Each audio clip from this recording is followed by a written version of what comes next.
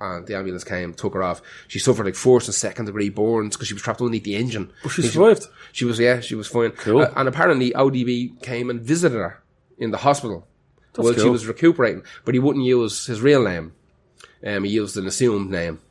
Young, clean Yeah. gentleman. Yeah.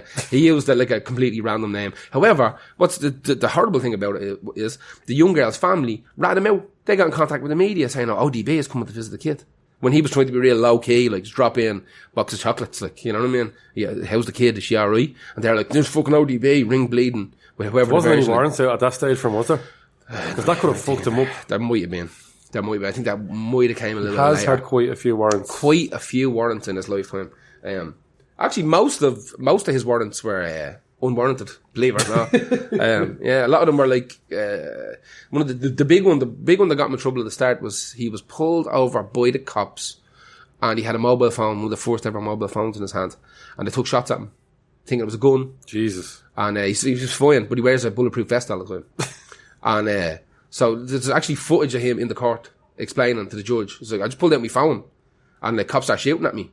And they're like, "And you survived because you were wearing a bulletproof vest?" And he was like, "Yeah, I'm fucking scared shitless of guns." And police. Yeah. And they were saying, "But like, do you not have a gun?" He goes, "Fuck, I don't have a fucking gun." He said, "They shot me with a mobile phone." You can imagine what they do if I had a fucking gun. Yeah. He's like, "Listen, all I want to do is go home." And they're like, "Where do you live?" "I live in my mama's house." He lived in his mother's house his entire career with his bajillion children. Wouldn't leave. His ma would not let him leave the gaff because she knew what type of trouble he get himself into. But yeah, he flipped a fucking car that was trapping a poor young girl who had just been involved in a car crash. And also, see this song? I Can't Wait.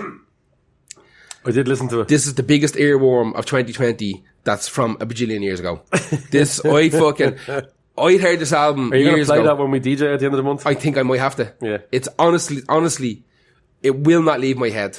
It will not leave my head. The greatest shout-out section in any song in the history of all songs cannot be beaten.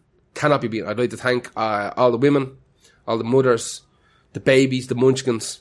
Babies, mamas. Babies, mamas. I want to give a shout out to the Eskimos and the submarines, to the Army, Air Force and Marines for playing my music in their submarines, you know, bang that shit. I want to give a shout out to all the people in the weird places that I've never been. Oh my God. The greatest shout out in the section in the history of the entire world. That whole album, by the way, produced by the Neptunes. I'm going to give that a go. It does sound super produced. It's RZA and Neptunes. Not in a bad way. RZA and Neptunes. And they take the piss out of it. Because they get a lot of like these fucking hood rat kind of women to do choruses. Oh, you can't say that. You can. But you can though. You absolutely can. They get a lot of these like fucking maggoty sounding women to do fucking skits? choruses. No, not even skits. Just choruses. And it sounds like It's So Cold in the D. It's so cold. That's what it sounds like. D. But they do it like kind of piss takey, but it works because it's ODB. I love that song, Cold in the D. That woman looks like Don Cheadle. Yes, she absolutely does. She absolutely does. Check out Cold in the D. Yeah. Go to YouTube and check out It's So Cold in the D. It's the pinnacle of rap. Of women in rap. How does she not make it in women in rap? Because she's probably dead. Yeah. It's freezing. It's fucking freezing in the day and she wasn't wearing much. Who was your next one? Ed Sheeran. What? Yeah. Right. What did he do? Multiple choice. Give me them. Ed Sheeran was discovered. Now, discovered is a loose term, but let's just say. No, it is. It's the breaking America. Ed Sheeran was discovered by 3 options. Megan Fox, Samantha Fox, or Jamie Foxx. Mm-hmm. Which one of them? Megan Fox, Samantha Fox, Jamie Foxx. Megan Fox. No, it was Jamie Foxx. Fuck up. Jamie Foxx first met Ed Sheeran when he sang on his radio show in 2010. Jamie Foxx invited him to his gaff and let him stay there for 6 weeks on the couch. So Ed Sheeran stayed in Jamie Foxx's house? On the couch for 6 weeks. In America? Yep. But wasn't he just a busker or something? He was just getting started out. So obviously someone in his team got him onto that show, but he's just basically fairly unknown really by then, I think, as far as I'm aware. Especially in America, I was saying. So what Jamie Foxx did was, this is told by Jamie Foxx. It's a great story.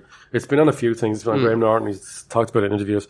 Brought him to this club that has some of like the best musicians in the world, but all black musicians. Yeah. And the whole crowd's black. Yeah. African American whole musical club. So Jamie Foxx said when he introduces this little ginger kid with a ukulele Fuck up. onto the stage, A ukulele. yeah, the guys were like, Jamie, this is not really cool, man. Listen, are you back on the crack and the tax evasion? Yeah. It's like, this is stupid. The crack evasion. He goes, no, just check it out. He goes, no, man. Like, this kid's going to die up there. Got a standing ovation after a 12-minute set. Really? That's mad. Jamie Foxx discovered Ed Sheeran. Fuck off. Mad, isn't it? I never heard that. Yeah. I actually didn't. Not No. even like I pretend I didn't. You see, I wanted to pick 3 options. I wanted to say Samantha Fox because she's English and she's part of the music industry. Megan Fox. I'm glad you went with it. It's always Jamie Foxx. So after that, because I know Jamie Foxx has put albums of his own out, hasn't he? yeah, well, he's the reason that Kanye West. I don't know. Give me Kanye West money. would have Yeah. broken anyway, Yeah. regardless. Yeah, There's yeah. no, and Ed Sheeran would have eventually. Yeah, he done probably. the bit. Yeah, But done just the Ray bit, yeah. quickly, he went on. Ed Sheeran after this went on tour with Taylor Swift, and that's when he exploded. Okay, yeah, that makes But more his sense, discovery was Jamie Foxx, and then he went on obviously to star in the rapidly declining Game of Thrones series. Remember that. Him and that still annoys me. And it does. This is pointless. It's too overblown. It's Yeah. like, why are they focusing on this one soldier? Yeah. It's just, and then he's going to sing. Oh, he sings weird for a soldier. Anyway, Jamie Foxx talks a lot about Kanye West comes and go, can you sing in my song? And Jamie Foxx was like, sure. Do you ever see Jamie Foxx? He's got mad tattoos on his head and his hands and all. They have to cover up. Yeah, he's got this big thing on the back of his head. I think one maybe on the side of his head. He's got loads of weird like shit, like fucking hood tattoos all over. Are his they body. the ones from like you see in Baby Driver? Yeah, I think they're real. Jesus. So yeah, he obviously was on that Kanye. We won't go too much about that because the Kanye West he asked him to be on a song. Jamie Foxx said, right, I'll sing stuff, and he was like, no, Kanye West was like, I want you to sing in this way. It was jaw word shut the entire time. And Jamie Foxx was like, right, I'm going to get this done and get the fuck out of here. This song is garbage. Really? Then a few weeks later, one of his mates goes, you were number 1 in America with this kid Kanye West. And he was like, fuck. So then they went and did Gold Digger after that. Yeah, okay. So, Ed Sheeran, Jamie Foxx. There you Fucking go. hell, I never would have thought that. Honest to God. Mad story. Fuck me, that's mad. Who's your next one? Another question. Good. Ooh, questions. Did Billy Idol have to be removed from a hotel by the army?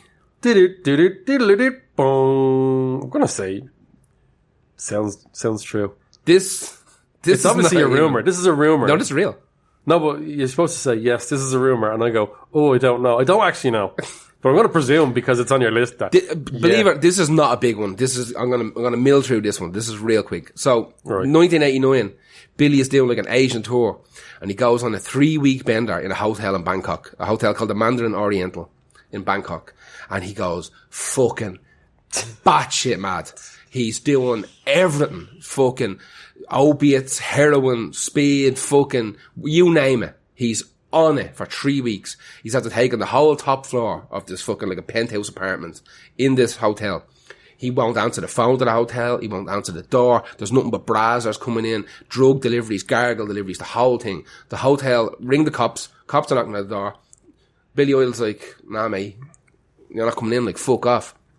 Barricades the door, the whole shebang, locks himself in there for 3 weeks. Right? Were the cops angry? Cops were losing their fucking mind. You don't talk that way to Billy Idol. Exactly.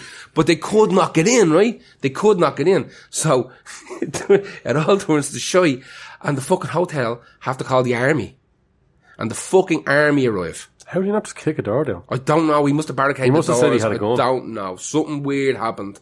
And the fucking toy army had to, like, literally, like, flashbang into the hotel room. And they carried him out on a stretcher, like Hannibal Lecter. Jesus. He was that fucking wired to the moon. They had to full Hannibal Lecter him out of a hotel in Bangkok after locking himself in there for 3 weeks on a mad bender. So I picked Dancing With Myself. That's a great song. Great song. It's hard to find a shit. He was probably dancing around that room by himself with the just a load of fucking flashbangs and the smoke grenades coming in. load of dealers and Dancing with brazzers and myself. fucking groupies just fucking lost in space, starving. So I'll take Like- another flashbang to the cheek.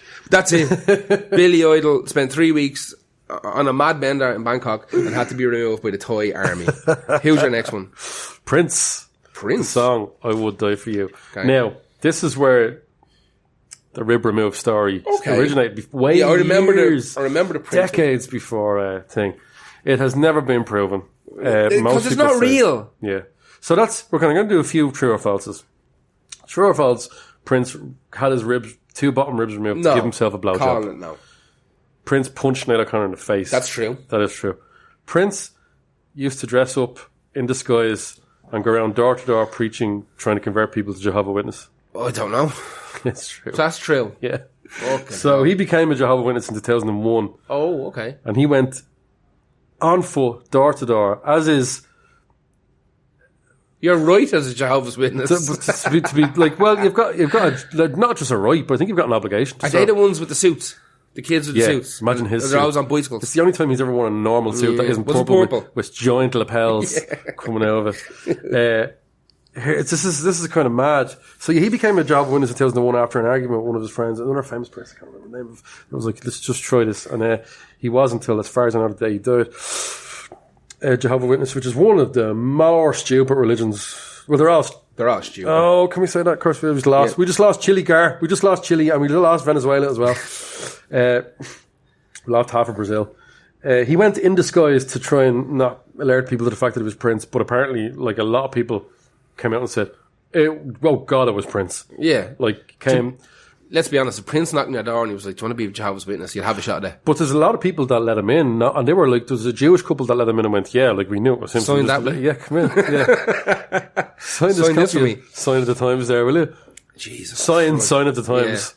Yeah. Sign the Times for me. In 2005, this was 4 years after he became a Jehovah's Witness, he reportedly needed a double hip replacement, but decided against it because it involved a blood transfusion, which is against Jehovah's Witnesses. Yeah, but they don't take drugs right now either, do they?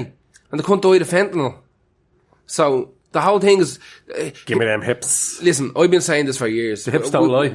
Yeah, exactly. Then Pat Payne is real. I've been saying this for years, and we've talked about it on the podcast as well, that there's something wrong with famous people. Oh, they need to find this. Like, even Beck being a Scientologist. But apparently he hasn't been in years. He came out there 2 months ago saying, that's a lie. That's because it's like that. Because it's turned on him now. No, it's not what it is, man. It's that there's a public perception of those things where these religions pay people to say they are. Yeah. So Tom Cruise gets jets and all bought for him, but to say he's a fucking lula Scientologist. Yeah. Oh, shit.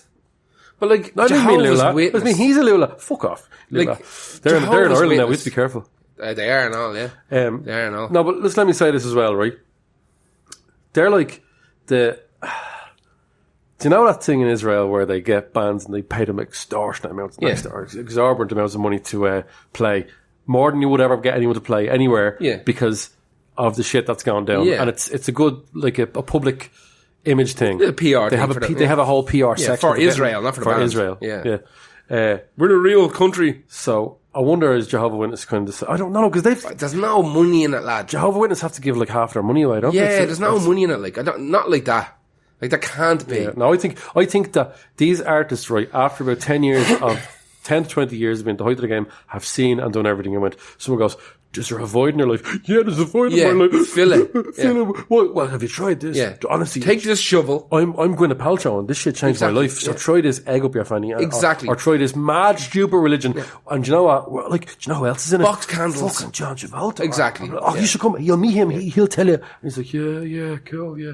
But there's also the rumour that they do the whole kind of skull and bones thing where you have to, they'll ratchet out for being fucking gay or whatever. They'll have something on you. Fingering your sister or whatever. Yeah. Like, they have something on you. Because they're so incredible at finding out shit about everybody, they probably go to these people and go, we know that you suck. You want fliss dicks? Yeah, 100%. So here's the thing. You're going to say you are this. Yeah. And just be it. Goes away. Just be it. How about this? Just be a Scientologist and everything will be fine. Just pretend you are. Yeah. Like this, you ever watch that documentary, the Louis Theroux one? About Scientology where he goes to Clearwater and all, and they're literally following him around. Like, it's mental. Do you know another thing that Jehovah's Witness prohibits in terms of Prince? Oral and anal sex. I would assume that Prince would be mad into that. Exactly. Here's the thing.